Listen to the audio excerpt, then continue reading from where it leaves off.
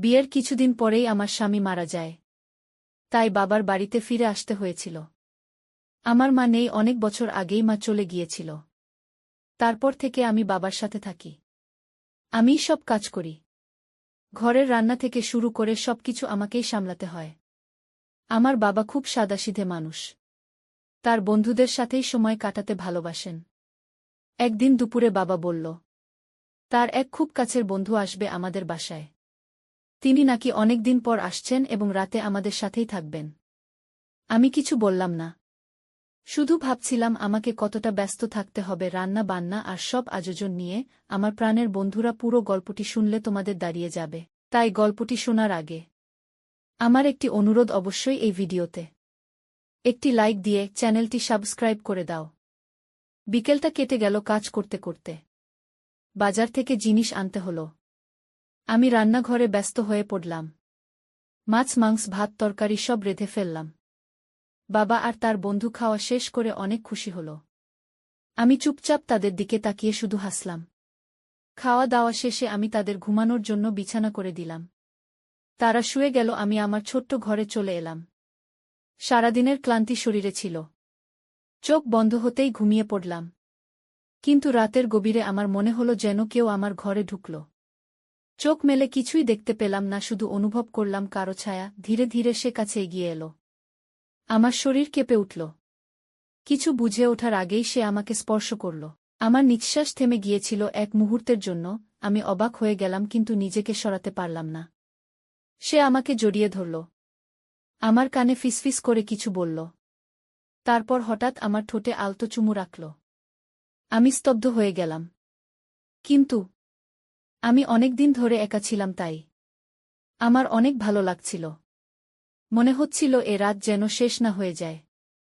হঠাৎ আমি এবার বুঝে ফেলেছি যে লোকটা আমার বাবার বন্ধু। গত রাতের সেই ঘটনার পর আমার ভেতরটা কেমন অদ্ভুত হয়ে গিয়েছিল।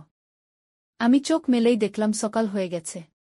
সূর্যের আলো জানালা দিয়ে ভেতরে ঢুকছে। কিন্তু আমার শরীর আর মন এখনও কেঁপে উঠছিল গত রাতের স্পর্শে। আমি বিছানা ছেড়ে উঠলাম। কাজে মন দিতে চেষ্টা করলাম। কিন্তু বারবার মনে হচ্ছিল সেই মুহূর্তটা আবারও ঘটছে।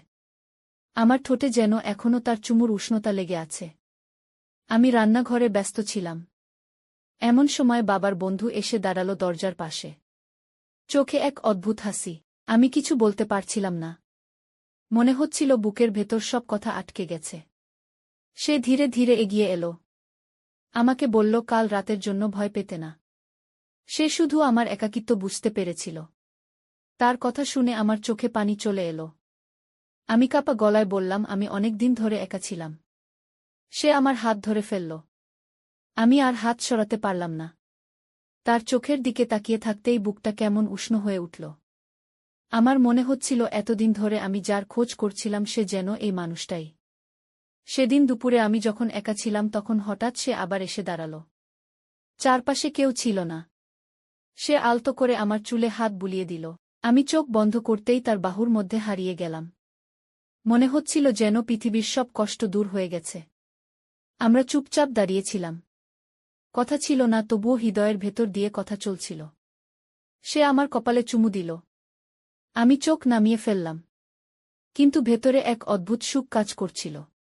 বিকেলের পর আমরা একসাথে বসে গল্প করলাম। আমরা দুজনেই হাসছিলাম। অনেক সহজ কথাও তখন খুব মিষ্টি মনে হচ্ছিল।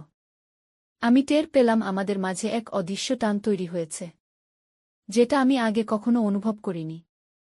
রাত হলে সবাই ঘুমিয়ে পড়ল। কিন্তু আমার চোখে ঘুম আসছিল না। আমি বিছানায় শুয়ে শুধু ভাবছিলাম, সে কি আবার আসবে আমার কাছে, নাকি কাল রাতটাই ছিল একবারের মতো। হঠাৎ দরজা হালকা শব্দ করে খুলল। আমি চমকে তাকালাম। সে দাঁড়িয়ে আছে দরজায়। আমার চোখে চোখ রাখতেই সব প্রশ্নের উত্তর পাওয়া গেল। সে ধীরে ধীরে আমার কাছে এলো।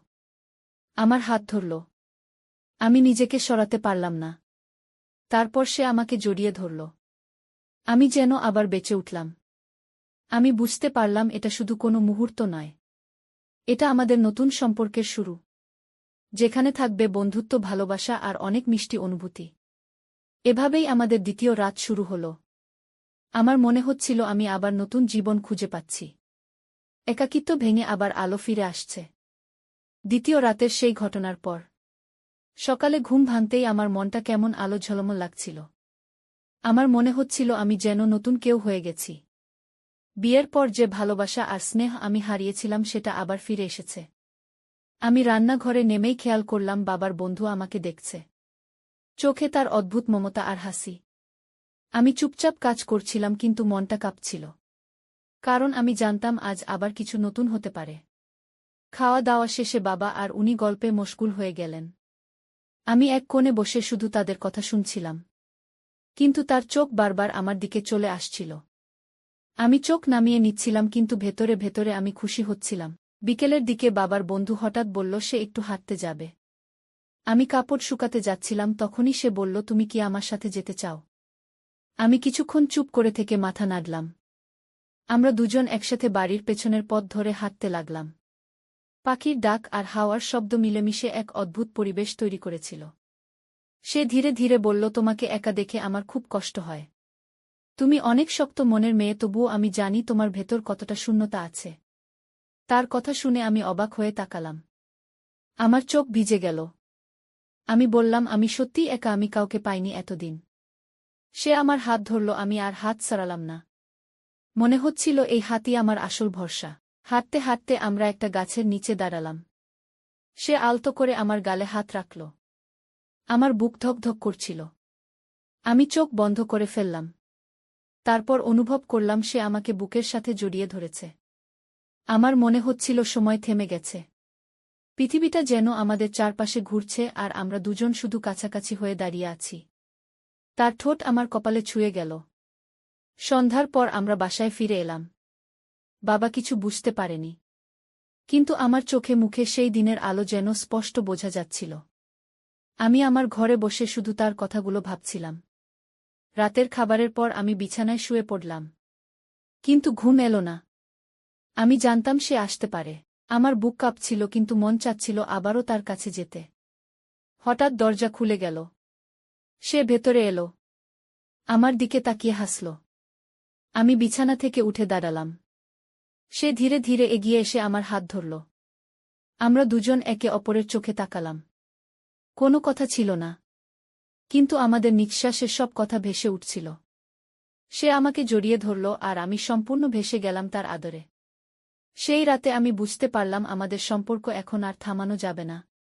এটা শুধু এক মুহূর্তের টান নয়। এটা আস্তে আস্তে আমাদের জীবনের অংশ হয়ে যাচ্ছে।